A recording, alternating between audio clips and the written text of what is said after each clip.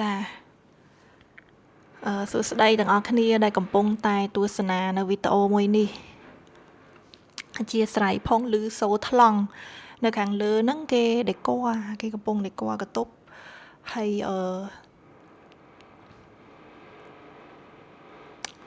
ធំស្ដាប់តិចថ្ងៃនេះតែចង់មកទៅចែកអំពីបញ្ហាមួយដែលបច្ចុប្បន្នហ្នឹងទាំងអស់គ្នាកំពុងតែជួបសូម្បីតែខ្ញុំផ្ទាល់ក៏កំពុងតែជួបនៅពេលដែលសេដ្ឋកិច្ចរបស់យើងឥឡូវវាកំពុងតែមានវិបត្តិចឹងទៅយើងធ្វើឲ្យការរលុយឥឡូវក៏វាមានភាពល្អាក់ល្អួលដែរអញ្ចឹងក៏ធ្វើឲ្យអ្នកជួលបន្ទប់មួយចំនួនគាត់ពិបាករលុយ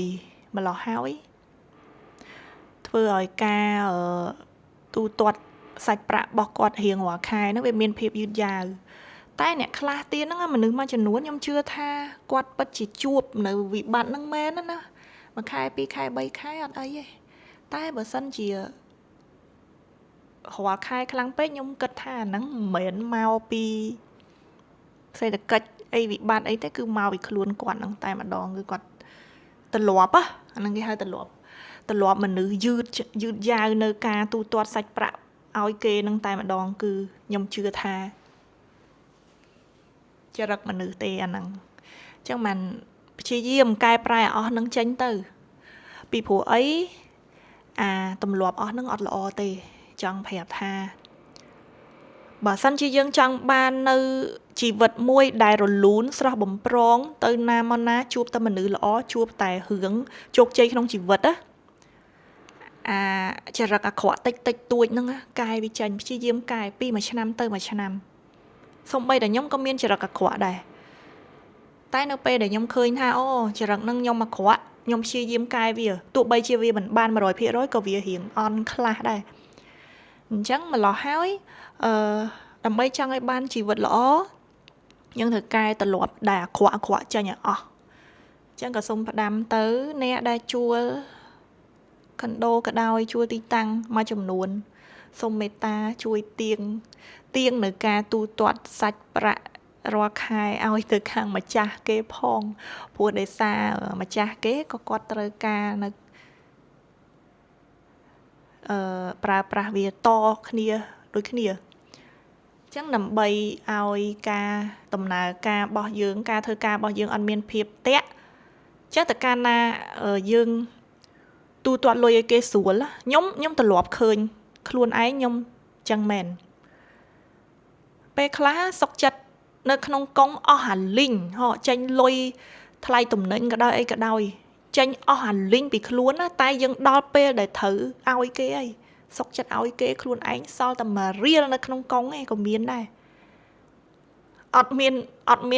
អីញ៉ាំអត់មានអីចាយក៏សុកចិត្តទូទាត់ឲ្យគេឲ្យទៀងសិន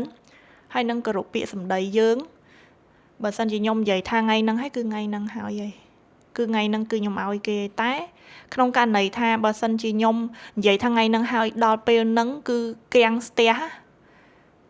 គឺខ្ញុំពិតជាគាំងស្ទះមែន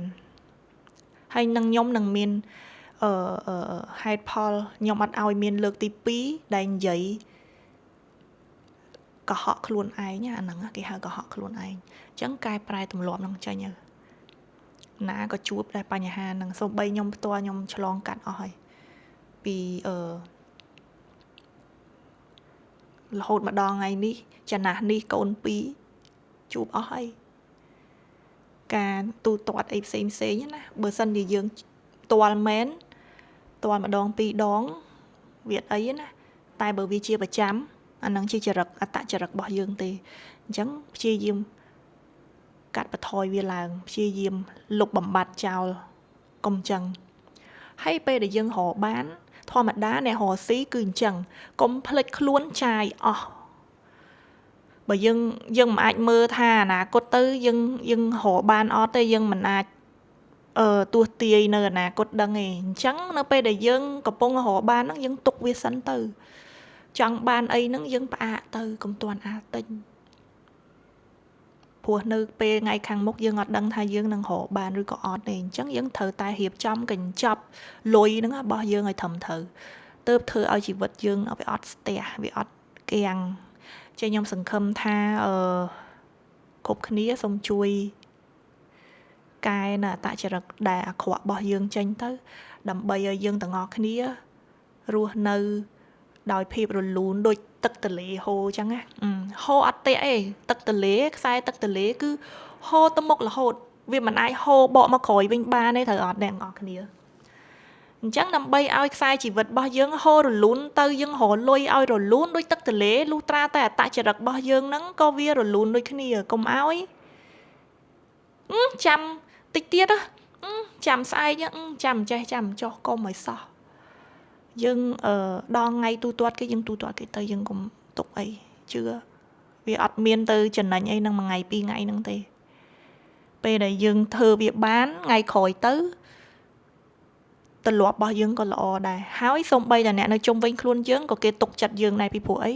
សម្ដីរបស់យើងនិយាយទៅវាទៀងទាត់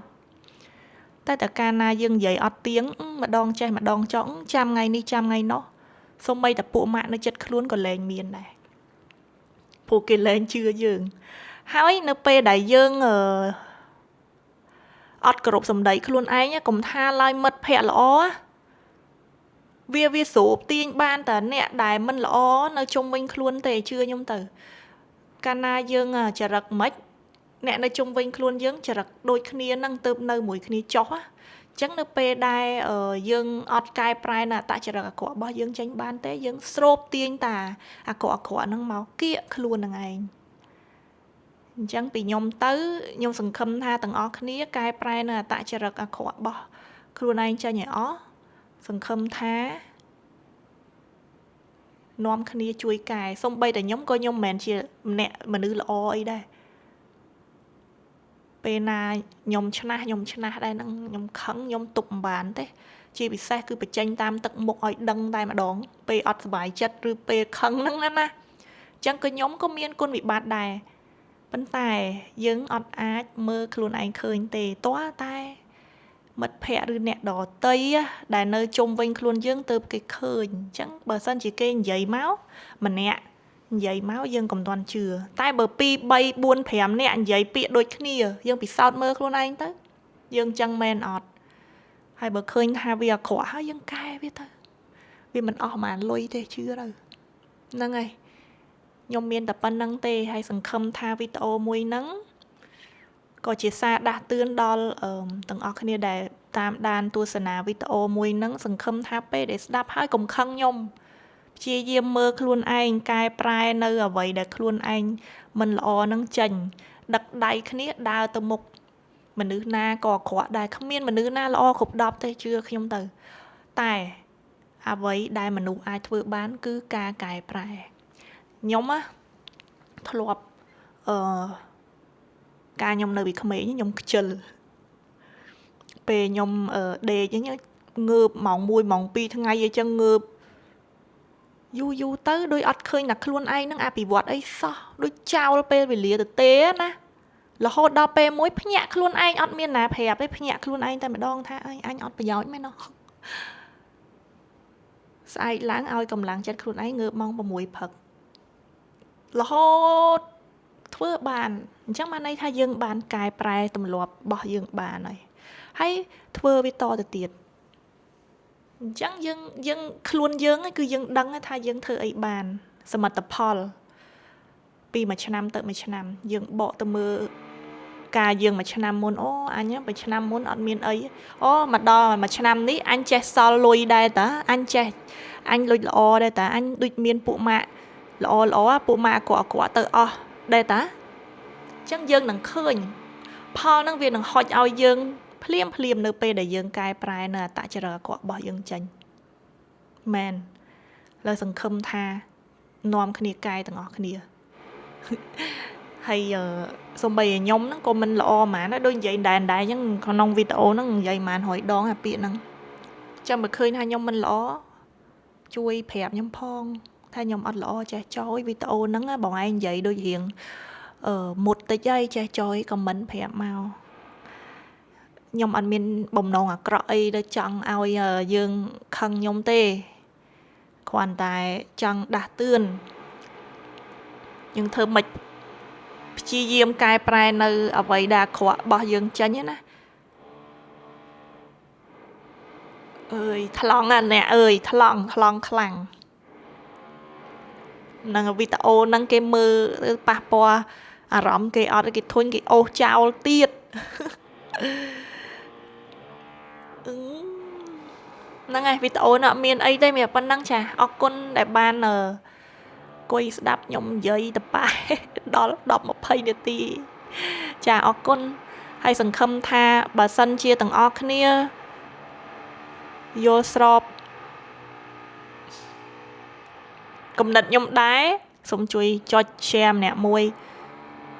សូមជួយឲ្យមេដៃឬក៏ comment នៅខាងក្រោមវីដេអូហ្នឹងឲ្យខ្ញុំបានដឹងផងចា